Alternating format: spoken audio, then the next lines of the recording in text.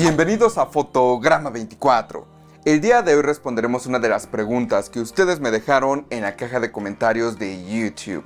Si te gustaría hacer la siguiente pregunta para un próximo video, me puedes escribir en Instagram o Twitter como davidarce-2, en la página de Facebook de Fotograma 24 o aquí mismo en la caja de comentarios de YouTube. Y bueno, lo que Joaquín Flores comenta en esta ocasión es lo siguiente. Hola David, espero tengas un buen fin de semana. Tengo una pregunta. ¿Por qué dices que el HDR nos acerca a la visión de los cineastas? Si en ciertas películas veo que el color está muy alejado de la versión original, como si tuviesen su propia corrección de color independiente, ya que como la mayoría de las salas de cine no lo tienen en HDR, pero sí el espacio de color es P3, dudo mucho que lo hayan filmado pensando en IMAX with Laser o Dolby Cinema. Mucha suerte y saludos. Creo que esta pregunta es bastante válida porque efectivamente, siempre que hablo del HDR yo les comento que es un formato que nos acerca más a la visión original de un cineasta. Sin embargo, hay que hacer algunos matices porque sí, se presta a este tipo de confusión. Cuando yo hablo de que el HDR nos acerca más a la visión del cineasta, no me refiero a que necesariamente la versión HDR de una película se asemeje más a lo que el cineasta quería originalmente. A lo que me refiero es que el HDR nos da un lienzo con las características que tiene la capacidad de mostrar las imágenes tal cual se veían en un proyector de filme o un proyector digital, que es de la manera en que los cinematógrafos, los cineastas hacen sus películas. Ya les he dicho que los cineastas no hacen películas para televisores. Tu pantalla OLED no te está mostrando realmente lo que el cineasta quería que vieras. Una pantalla OLED tiene una gran calidad de imagen, eso es innegable. Pero los cineastas hacen sus películas para cine, para pantallas gigantes, para proyectores. Entonces, pues decir que una pantalla OLED se asemeja a una experiencia cinematográfica sería bastante complicado de justificar. Ahora, no estoy diciendo que una pantalla OLED sea mala, al contrario, es muy buena. Pero pues sí, hay estas diferencias entre lo que tú verías en un cine, que fue lo que diseñó un cineasta, y lo que se termina viendo en una pantalla OLED. Pero lo que el HDR nos permite es que ahí puedes encajar la imagen de un proyector tradicional de hace muchos años de filme y al mismo tiempo puedes encajar los proyectores digitales y por primera vez en los formatos caseros podemos ver esos mismos colores que se veían en los proyectores digitales. Bueno, proyectores digitales que fueran de buena calidad. Y esa es la razón por la que yo les digo que estamos acercándonos a la visión del cineasta. Ahora, la teoría contra la realidad o la práctica han sido muy diferentes. Efectivamente, como dice Joaquín, las películas en HDR tradicionalmente terminan modificándose tanto para que estas películas llamen más la atención que llega el punto en el que se modifica el filme original y ya nos acerca a la visión original del cineasta. Ejemplos como eso es, por ejemplo, Grease, Vaselina, que ya tengo próximamente el unboxing para que platiquemos de ese filme. Hay un montón de problemas en el HDR y en la transferencia de esa película. Y bueno, en ese filme el problema es que redujeron todo el grano. Entonces las pieles se ven artificiales, no se siente como un filme. El HDR se ve bastante bien, pero todo este procesamiento que hay detrás termina haciendo que la película no se vea como se veía originalmente en filme o como se veía cuando se estrenó en cines. Y tenemos otros ejemplos como es el caso de Mission Impossible y Mission Impossible 2. Esas dos películas están sobresaturadas en sus versiones HDR y ese es un caso muy específico donde el HDR modificó totalmente la cinematografía que habíamos visto originalmente en cines. La sobresaturación puede llegar a ser un problema porque el espacio de colores que se utilizaba anteriormente cuando lo pasamos a HDR, lo que sucede es que pues este espacio tiene colores mucho más saturados. Entonces, si tratamos de hacer la conversión de manera automática, pues los colores que eran tal vez rojos un poquito medianos terminan siendo rojos al 100% del espacio Rec. 709. Y no se diga los colores rojos más saturados, van a terminar estando al 100% pero del espacio P3. Entonces la película se ve poco natural en cuestión de sus colores. Definitivamente la mejor versión de Mission Impossible 1 y Mission Impossible 2 es la versión con HDR. Sin embargo, pues sí tiene este problema. Entonces definitivamente el HDR como herramienta tecnológica nos acerca más a la visión de un cineasta. Si el cineasta quisiera que su película se viera exactamente igual a como se veía en el filme originalmente, lo puede hacer en un formato HDR. Todas las capacidades están ahí. En una versión en Blu-ray era imposible porque los colores simplemente no llegaban a ese punto. Y ahora, al mismo tiempo, hay muchos ejemplos de esto. También tenemos Jaws, Tiburón, en HDR, que se ve todavía mejor que la versión en Blu-ray normal. Y ahí los colores son precisos. Eso fue supervisado. Universal Pictures le invirtió muchísimo dinero para restaurar ese filme. Y el resultado es una película que se ve impresionante en 4K con HDR. Seguramente para algunos no va a ser lo más impresionante porque van a decir es que tiene mucho grano de película y no tiene colores sobresaturados ni tiene brillos extremadamente altos. Pues no, porque no era la intención. La intención es que se viera como originalmente se vio la primera vez que se proyectó y el resultado sí se logra. Entonces por eso el HDR como herramienta nos acerca más a la visión del cineasta, que ya un cineasta o un cinematógrafo o un colorista cuando está haciendo la transferencia de filme negativo o tal vez de un interpositivo o de un intermedio digital hacia la versión 4K con HDR haga sus modificaciones es otro tema completamente. Ahí ya va a depender de cada persona que se encargue de hacer esa transferencia. Entonces, eso es muy importante recalcarlo. El HDR sí nos acerca más a la visión del cineasta por sus capacidades. Ya en la práctica puede haber varios problemas, pero son errores humanos. Y ahora pasamos al otro aspecto que es la grabación de películas en HDR. La realidad es que no hay un formato en el que tú estés grabando en HDR y en otro formato estés grabando en formato SDR. Esta diferenciación entre grabar para SDR o HDR solamente sucede en las cámaras digitales que son para foto o por ejemplo las cámaras de consumidor. Por ejemplo, esta cámara con la que yo grabo estos videos, pues sí, puedo grabar en SDR o en HDR, pero ese no es el caso en el cine digital.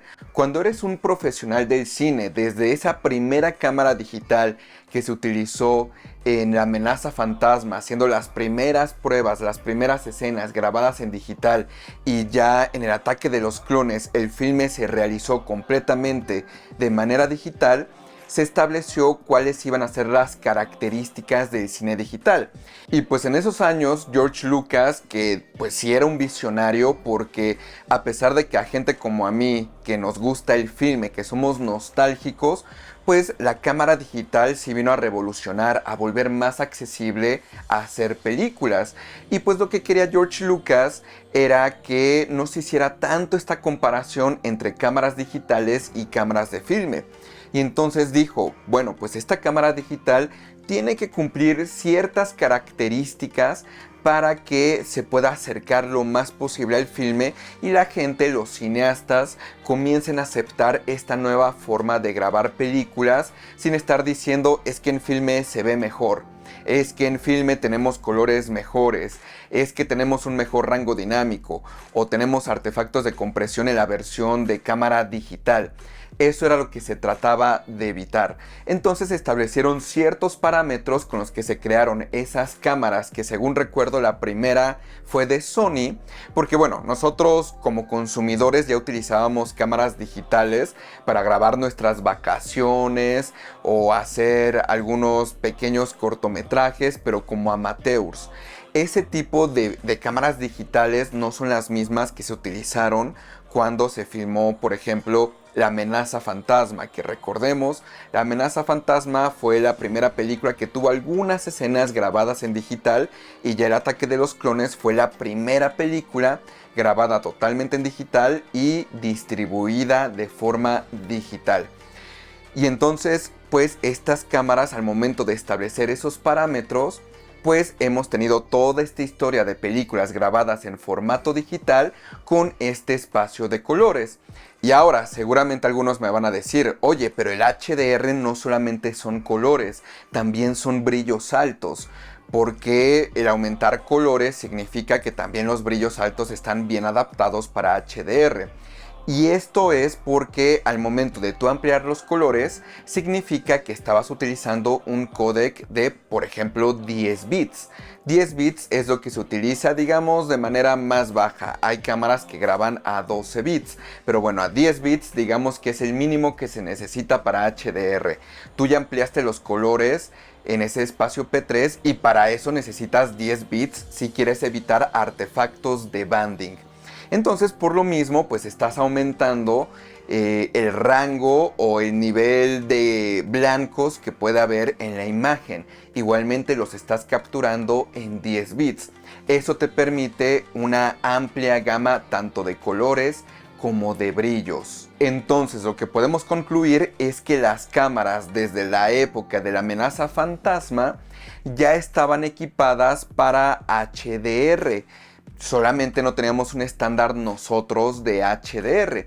Lo único que sucedió cuando se implementó el HDR en televisores en un formato casero fue cambiar la gama por una función de transferencia que le llaman Perceptual Quantizer. Una gama significa cómo transiciona una imagen del negro al blanco. Si tú tienes una gama, por ejemplo, de 1.9, significa que la imagen va a ser muy brillosa, entonces es una curva alta. El negro va a seguir siendo negro, el blanco va a seguir siendo blanco, pero toda la parte intermedia va a ser mucho más brillosa.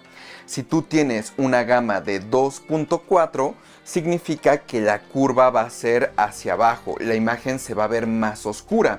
El negro va a seguir siendo negro, el blanco va a seguir siendo blanco, pero todo lo intermedio va a ser mucho más oscuro. Por eso se recomienda que una gama que sea demasiado alta, como es el 2.4, se utilice en lugares que están completamente oscuros, porque te va a permitir un mayor contraste, mejores colores, se va a ver mejor la imagen en ese lugar oscuro. Mientras que una gama baja como de 1.9 se recomienda en ambientes brillosos, porque necesitamos ver los detalles de la imagen y tiene que luchar contra la luz ambiental. Yo sé que suena poco intuitivo porque una gama alta suena como que es lo más brilloso, pero es al contrario.